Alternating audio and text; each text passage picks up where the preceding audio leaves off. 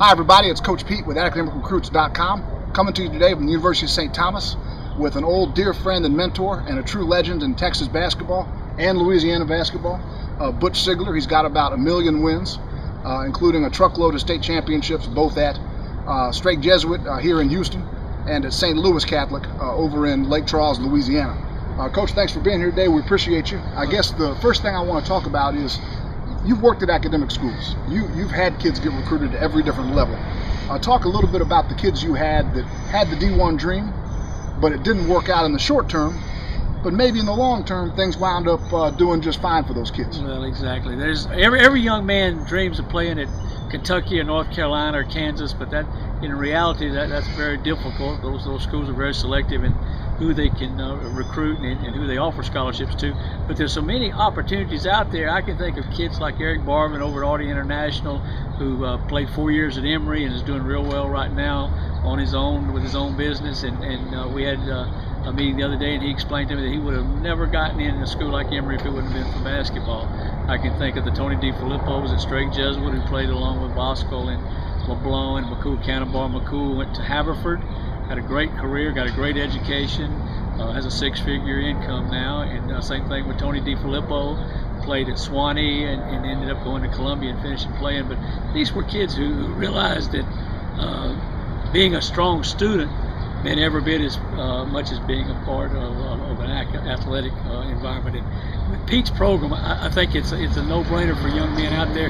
Everybody has that dream, but in reality, if you're a good student, don't waste it on just trying to dream about Kentucky when there's so many opportunities to play in the Ivy League or the Patriot League or a lot of D3 schools. And Texas has many D3 schools that have great educations for young men.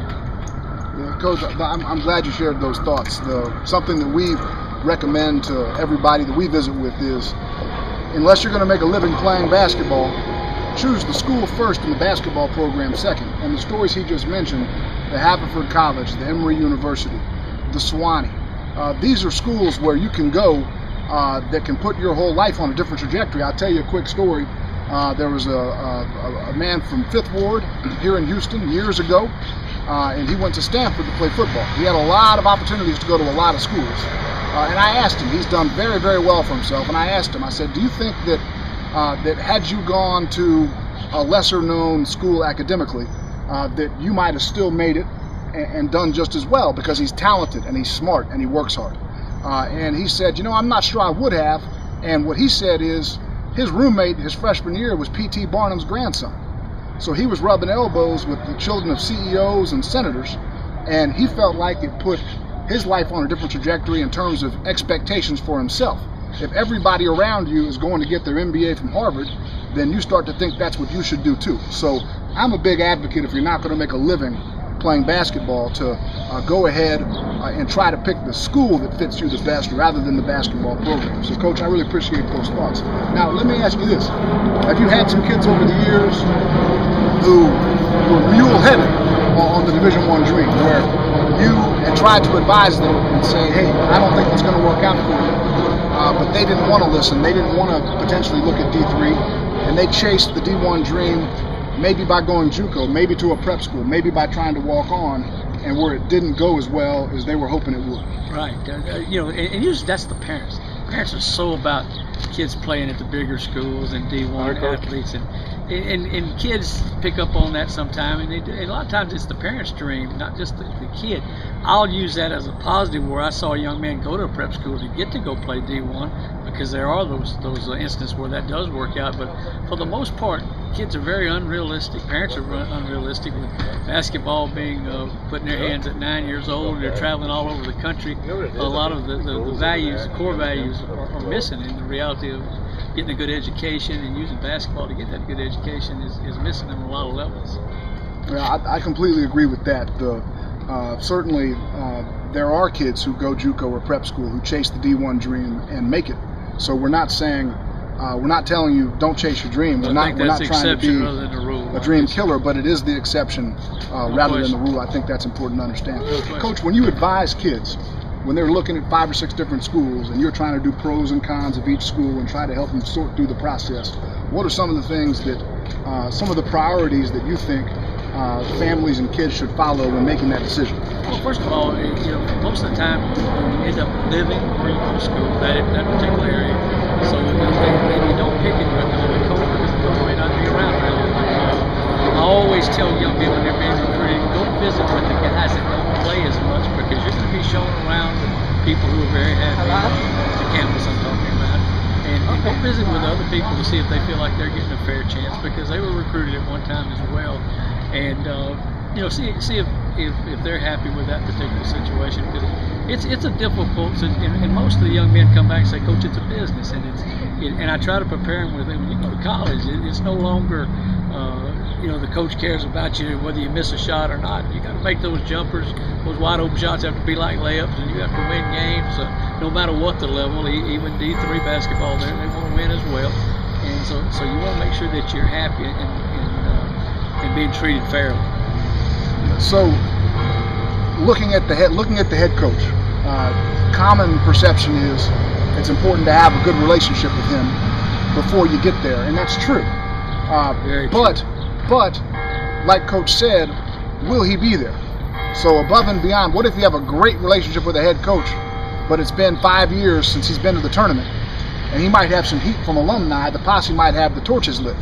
You can have a great relationship with him, but if he's gone after your freshman year or before you even get there, what good is that relationship going to do for you? And I like also that you mentioned location of the school. You're going to live there for 4 years. Make sure you can, as you're looking at schools. What about mistakes and errors, Coach, that people make throughout the recruiting process and some pitfalls, the traps that kids fall into that you think are potentially avoidable if they have the right people around them advising them during the recruiting process? And that goes back to, that's a very good point. I think an experienced high school coach is someone you can listen to.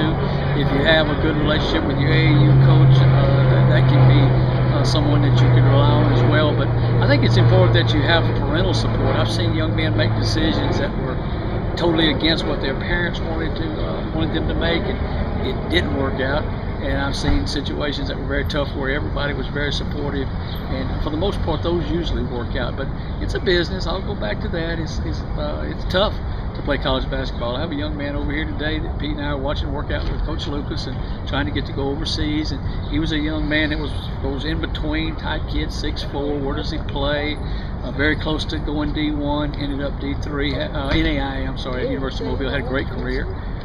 And the same opportunities there for them that were there for those people who went D1. So, choice of school is important. We'll go back to that. And getting back to mistakes that are made, they're common mistakes. I think sometimes people shoot too high. They would rather go sign with a D1, not realizing that if you don't produce, you're going to be over-recruited that next year where you can go have a great career, which is what this young man did at the University of Mobile. He didn't have to worry about being over-recruited. He got to start as a freshman and play 4 years and still come away with a great college education, to where some kids want to go to the ACC and it's a one and done because when you don't produce, they're bringing somebody else in.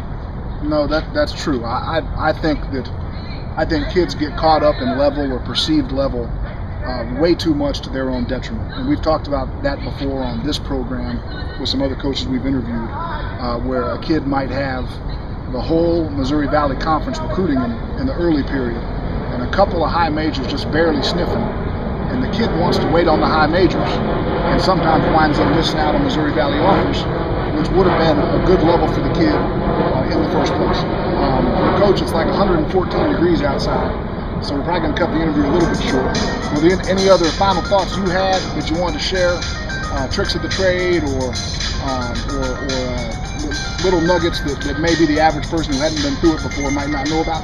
I think everything a parent can do to prepare their young men to be recruited, whether it's video, certainly services can help a great deal because they can program you along the way and they're experienced in dealing with coaches. So I think that would probably be the best advice to anyone out there, is to find someone reputable, such as Peter, and get all the help you can in preparing your young man to go to college and play ball.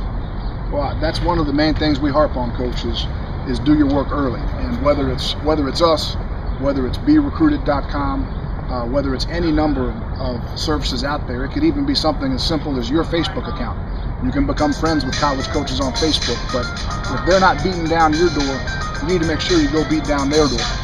because ultimately, if you just wait around hoping to be discovered, compared with the advantages associated with really aggressively pushing and marketing yourself, well, obviously the advantage is if you want something badly enough, you should go work for it. And the harder you work, the more likely it's going to be that you'll be able to live your dreams. So, Coach, any final thoughts to add? No, just thank you for this opportunity to share with parents and young men that are prospective student athletes in college. Coach, I really appreciate your time, brother. Always a pleasure to see you. Thank you. And again, my email is coachpete@academicrecruits.com. Feel free to email me with any questions. If you want a topic discussed on this program, we're happy to do that. And thank you very much for watching.